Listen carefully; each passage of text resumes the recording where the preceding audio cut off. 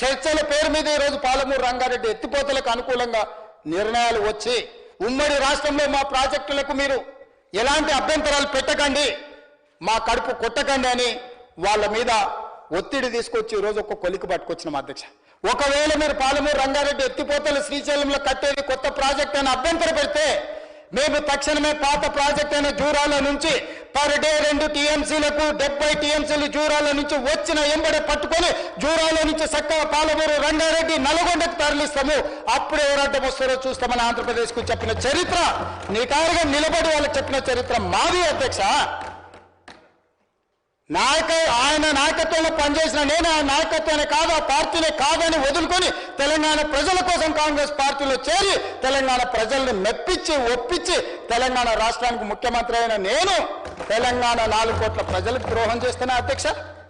ఆనాడు వారి నాయకత్వంలో ఉన్నప్పుడు తెలంగాణ బిల్లు వస్తే ఇదే బట్టి విక్రమార్క గారు ఆ కుర్చీలో కూర్చున్నప్పుడు 54 నిమిషాలు చంద్రబాబు నాయుడు గారు అక్కడ కూర్చుంటా 3వ బెంచ్లో నించున్న నేను తెలంగాణ కోసం ఏం మాట్లాడినో సజీవ సాక్షి ఈ చట్టసభలలో రికార్డులను ఒకసారి తిరిగేయండి అధ్యక్ష. మొట్టమొదట నాకు తెలంగాణ నా ప్రాంతం తర్వాత పార్టీ తర్వాత నాయకుడు. నా ప్రాంతం కోసం నేను ఎదిగిన పార్టీని ఏ నాయకత్వం కింద పనిచేసినా వదులుకొని ఈరోజు తెలంగాణలో మళ్ళీ కింది నుంచి ఇక్కడికి వచ్చిన అధ్యక్ష. ఎవడైనా అన్నం తినేవాడు, ఎవడైనా తెలంగాణ చీము రక్తం ఉన్నవాడు తెలంగాణ ప్రజలకు ద్రోహం చేసి ఈ ప్రాంత తాగునీరుని సాగునీరుని ఆంధ్రాకు తాకట్టు పెడతాడా అధ్యక్ష? నాలాకటి వాడు పెడతాడా అధ్యక్ష? 20 ఏళ్ళ నుంచి మీరు అందరూ నన్ను చూస్తారు, మీరైతే 30 ఏళ్ళ నుంచి చూసిండ్రు. విషయం వచ్చినప్పుడు నేను మనుషుల పట్ల మర్యాదగా ఉంటా, వ్యక్తులను గౌరవిస్తా, సమాజంలో మర్యాదగా బ్రతకాలనుకుంటా. కానీ హక్కులకు భంగం కలిగితే ఎవరి మీదైనా తిరగబడతా అధ్యక్ష.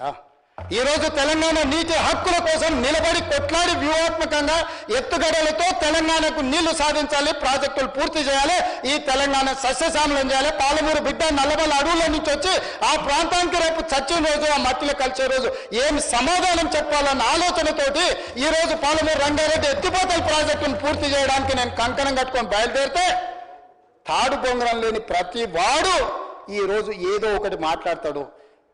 సభ పెడతానంట బట్టలు ఊడదీస్తారంట. నువ్వు రాలేదు కానీ నేను వస్తా ఊడదీసి చూతురా.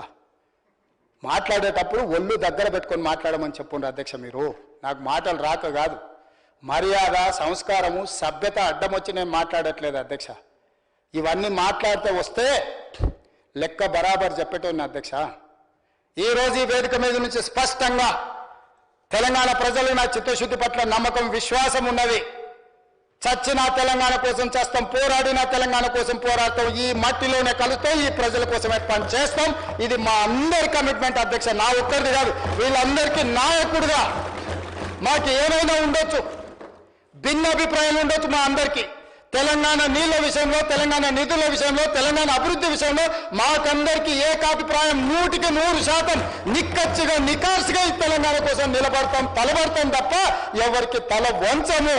తెలంగాణ ప్రాజెక్టు నీటి హక్కులను కాపాడతాము. ఇవాళ ఉత్తమ్ కుమార్ రెడ్డి గారు ఏదైతే రాసిండ్రో 45 టీఎంసీలు మొదటి విడత, 45 టీఎంసీలు మలి విడత అనుమతులు రావాల్సిందే. లేకపోతే జూరాల నుంచి 70 టీఎంసీలు మేము తరలిస్తాం. ఇవాళ జూరాల నుంచి అక్కడికి మార్చడం వల్ల జూరాల మన ప్రాజెక్టు, కర్ణాటక నుంచి వచ్చే కృష్ణా జలాలు, భీమా జలాలు మొదట జూరాల్లో వస్తాయి. వచ్చినట్టే ఇటే తెచ్చుకుంటే ఎవరు వస్తారో చూస్తా. జగన్మోహన్ రెడ్డి వస్తాడా, చంద్రబాబు నాయుడు గారు వస్తారా, నరేంద్ర మోడీ వస్తాడా ఆపడానికి నేను కూడా చూస్తా అధ్యక్ష. ఇవాళ శ్రీశైలంకు తరలించినందుకే అంతర్రాష్ట్ర ప్రాజెక్ట్ అవడం వల్ల ఈరోజు వాళ్ళు అభ్యంతరం పెట్టడం వల్ల జూరాలలో మనం పనులు చేసుకోలేని పరిస్థితి వచ్చింది అధ్యక్ష. అనుమతి ఇచ్చిండ్రా, సరే, అనుమతి ఇవ్వకపోతే జూరాల నుంచే నీళ్లు తెచ్చుకుంటాం, ఎవరు వచ్చి అడ్డుకుంటారో నేను చూస్తా అధ్యక్ష. తెలంగాణ పట్ల, తెలంగాణ రైతుల పట్ల మా చిత్తశుద్ధిని ఎవడైనా ప్రశ్నిస్తే ఆయన తోలు తీస్తా అన్నాడు కదా అధ్యక్ష. తోలు తీయడమే కాదు, నాలుక కోస్తాం అధ్యక్ష. ఇంకేదైనా మాట్లాడు, ఇంకేదైనా విమర్శించు, మా చిత్తశుద్ధి, మా నిజాయితీ, మా నిబద్ధత పట్ల అడ్డగోలుగా మాట్లాడితే తోలు తీస్తాన్న వాళ్ళ నాలుక కోస్తా అధ్యక్ష. ఈ పదాలు అన్పార్లమెంటరీ అయితే మీరు రికార్డుల నుంచి తొలగిస్తుండొచ్చు, కానీ ప్రజల మధ్యలో శాశ్వతంగా రిజిస్టర్ చేయడానికి నేను అధికారికంగా ఈ మాట మాట్లాడుతున్నా అధ్యక్ష. మనం ఎన్నైనా అక్బరుద్దీన్ ఓవైసీ గారు ఒక మాట చెప్పారు, अरे भाई कितना भी लड़ो, कुछ भी करो, मैं राज्य के लिए नुकसान नहीं पहुंचाना। हम लोग इकट्ठा हो जाना, हम अलग अलग पार्टी का होगा, अलग अलग एजेंडा होगा, अलग अलग एजेंडा होगा, मगर हम लोग जब तेलंगाना जनता के लिए, आवाम के लिए जब काम करते, हम सब लोग इकट्ठा होकर लड़ना बोल के जो अकबरुद्दीन ओवैसी जी ने कहा, इतना विजडम उनको क्यों नहीं है?